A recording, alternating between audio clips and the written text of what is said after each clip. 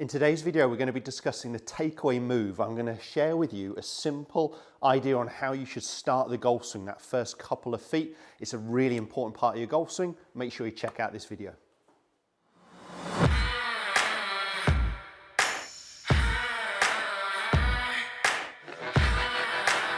And then go ahead and pull the trigger.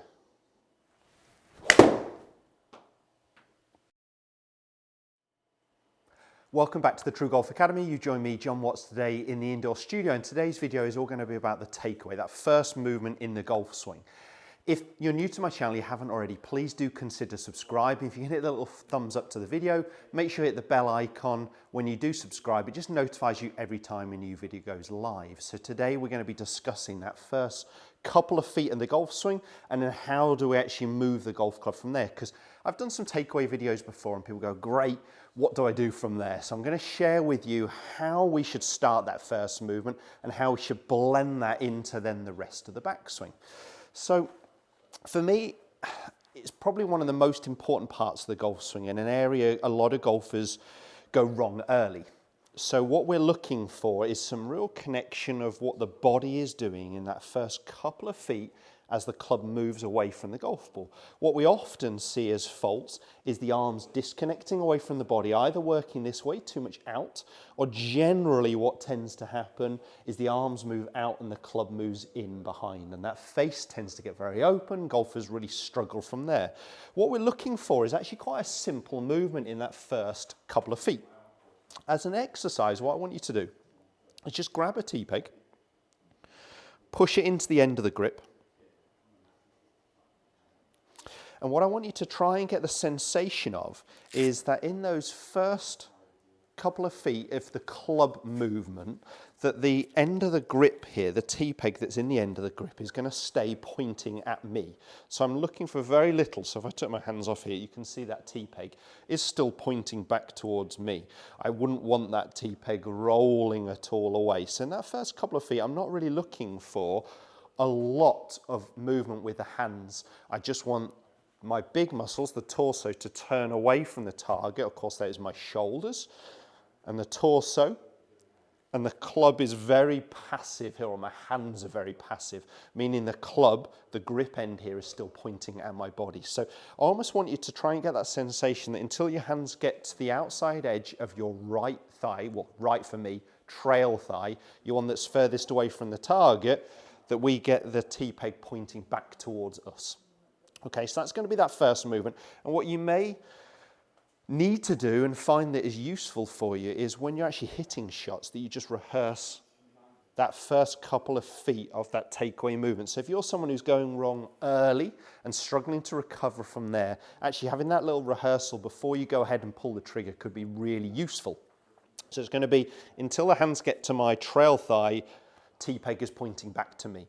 Now, what do we do from there? From that position, we can allow our wrist to do two things. They're going to start to cock. So my lead wrist is starting to cock up, and my wrist is hinging just a little bit. Okay, so that is my knuckles almost moving behind my wrist. That's the hinging movement this way. The cocking movement is the gun loading upwards. So it needs to happen. If we're not gripping it too tight, we should start to find this will want to happen naturally. So to my right thigh, nothing's really happened. Grip end is pointing at me. From there, my wrists are starting to cock up and hinge. And if we hinge the wrist correctly, what we should find is that it is relatively flat lead wrist. I wouldn't want my knuckles being forwards ahead of my wrist, okay? Into that cupped position. So we're looking for quite a neutral, flat wrist. And that means my wrist has cocked up and it's hinged back a little bit. So two movements there from that first takeaway position. So the takeaway movement, and then the wrist is starting to cock up as it hinges, okay? That's giving me that flat lead wrist I'm really looking for. The other thing we want to try and allow is our trail elbow to fold. So it's going to be the takeaway movement, tee peg's pointing back towards me, my hands are by my trail thigh. From there, the wrist is starting to cock and hinge, and my elbow is just softening. It's just relaxing inwards or downwards into that first movement. And that's a great halfway back position. as checkpoints, if you're ever looking in front of a mirror, if you could get your hands center of chest, the club shaft through the center of your trail bicep, and the end of the grip here, the T-peg, is pointing somewhere pretty close to the golf ball. So you could actually go ahead, if you need to work on all of that, feel that takeaway movement, allow the wrist to soften, so it's starting to cock and hinge. This elbow is just folding, and that's my halfway back position. And we could just go ahead and pull the trigger from that movement.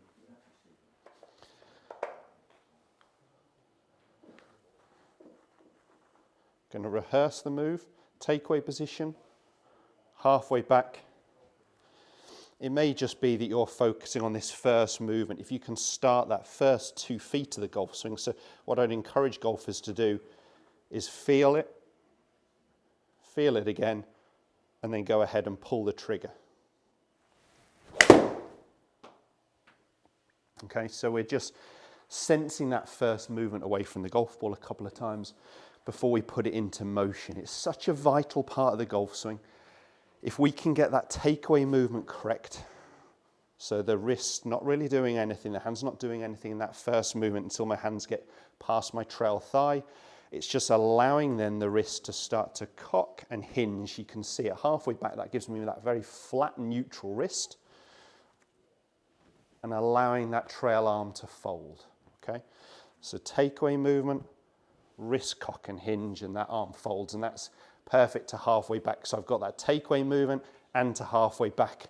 And start by just hitting some shots from there or making some golf swings, and then just doing some blended movements where we're going through those positions slowly without a golf ball, then do it with a golf ball. Try and hit some slow pace ones.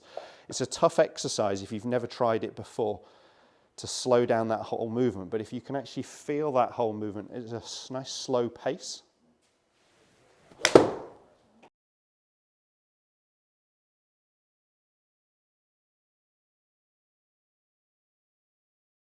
Don't worry about the ball direction, just feel that movement.